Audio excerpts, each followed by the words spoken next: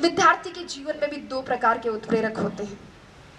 2008 की परीक्षा में अंतिम रूप से चयनित नहीं होने पर मुझे किसी ने कहा कि तू तो केवी की नौकरी से संतोष कर ले, ये आरएस बनना तेरे बस की बात नहीं है। तो एक दूसरे मित्र ने कहा कि गिरको कर रे कंथड़ा, हिरण कशो घी खाए, आंख चरे और पून भगे, घोड़ा स्यू आगो जाए। कि हिम्मत कर, हुंकार भर, हिरण कौन सा घी खाता है लेकिन घोड़ों से आगे जाता है। एक था उत्प्रेरण और दूसरा था दुष्प्रेरण। दुष्प्रेरण ना स्वयं करे ना दूसरों के दुष्प्रेरण का शिकार हो, अपने मुकाम अपने उसूल खुद तय करे और हर बार लोगों की अपेक्षाओं पर खरा उतरने की कोशिश ना करे। एक बार रात के समय एक दुकानदार बंद करने वाला था कि एक कुत्ता उसके पास में आया। कुत्ते के मुंह में थैली थी और उसमें कुछ सामान की लिस्ट थी। दुकानदार ने थैली ली, उसमें सामान डाला, बाकी पैसे डाले और सामने रख दी। कुत्ते ने थैली मुंह में उठाई और चल दिया। दुकानदार से रहा नहीं गया, वह आश्चर्यचकित होकर कुत्ते के पीछे पीछे गया, ये जानने के लिए कि इतने समझदार कुत्ते का मालिक कौन है। कुत्ता कुछ देर बस स्टॉप पर खड़ा रहा।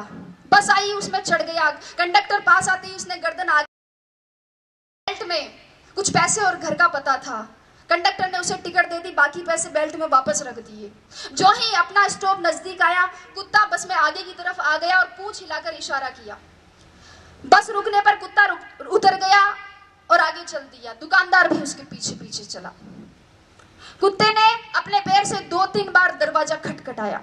मालिक बाहर निकल कर आया और उसने लाठी से कुत्ते की पिटाई की। आप सोच रहे होंगे कि क्यों? मालिक भी सोच रहा था। उसने पूछा इसका कारण, तब मालिक ने कहा, बदतमीज ने सारी नींद खराब कर दी, चाबी लेके नहीं जा सकता था, गधा कहेगा। मित्रों, जीवन की सच्चाई भी यही है। लोगों की आपसे अपेक्षाओं का कोई अंत नहीं है। जरा सा आप चूके कि आपने बुराइयां निकाल देंगे और पिछली सारी अच्छाइयों को भूल जाएंगे। इसलिए आप तो बस अपना कर्तव्य कर्म करें, आगे बहुत सी कठिनाइयां हैं। माझी तेरी कश्ती के तलबदार बहुत है, माझी तेरी कश्ती के तलबदार बहुत है, इस पार कुछ मगर उस पार बहुत है। जिस शहर में खोली है तूने शीशे की दुकान, उस शहर में पत्थर के खरीदार बहुत है।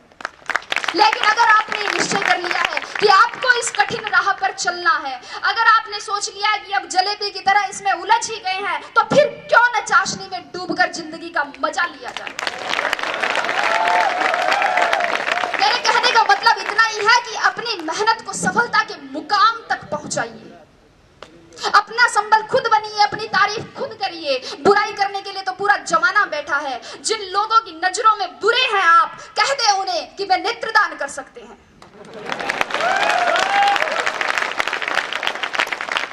अपने आसपास के परिवेश में केवल उन्हीं तत्वों को प्रविष्ट होने की अनुमति दे जो सकारात्मक हो, विचारात्मक हो, बोधात्मक हो, सही दिशा देने वाले हो। अन्यथा आपके मस्तिष्क में क्रोध, ईर्ष्या और द्वेष के रासायनिक दुष्प्रभाव दिखने लगेंगे, जो आपकी सोने की थाली में पीतल की मेख जैसे अशोभनीय लगेंगे। तो अंत